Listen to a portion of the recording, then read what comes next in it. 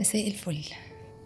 مشكلة صعبة النهاردة، وصاحبة مشكلة النهاردة بتشاركني وتقولي مشكلتي شعوري بالذنب الكبير تجاه زوجي اللي توفى خلال فترة الكورونا ومعرفتش أكون جنبه علشان العزل، وهو كان مش بيحس بالأمان غير وأنا جنبه، ومتأكدة إن حالته تدهورت بسرعة علشان ما كنتش جنبه. على طول بتخيله إنه كان في حالة نفسية سيئة لأنه كان وحيد في المستشفى، خايفة يكون مات وهو زعلان مني. كان سندي ومصدر أماني، وكان بيقول لي دايما أنا راضي عنك.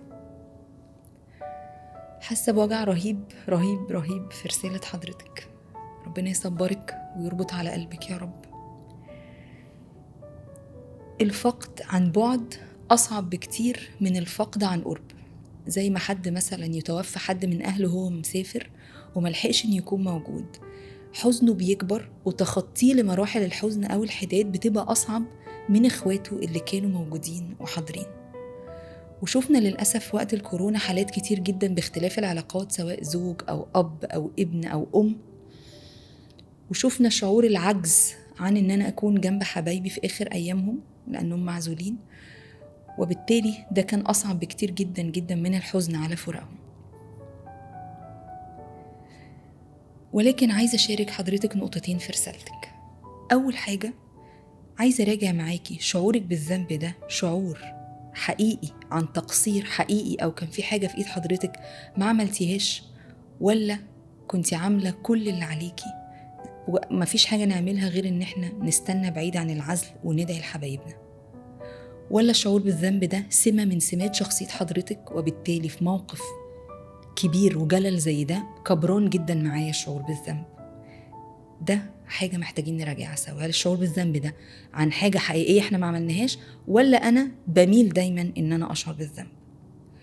الفكرة التانية اللي بتقولي إن هو توفي وهو زعلان مني، دي فكرة صعبة ومؤلمة جدا، وهتصعب جدا فراقه على حضرتك، وعمرنا ما هنعرف إجابتها.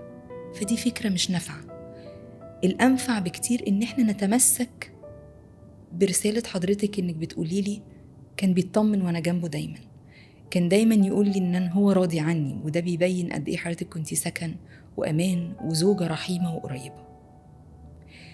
رقم 3 بقى، ما بين الشعور بالذنب وما بين فكرة إنه هو زعلان مني وهو قبل ما يتوفى يعني، ده بيعرضني إن أنا يحصل عندي حاجة اسمها كومبلكس جريف أو حزن مركب.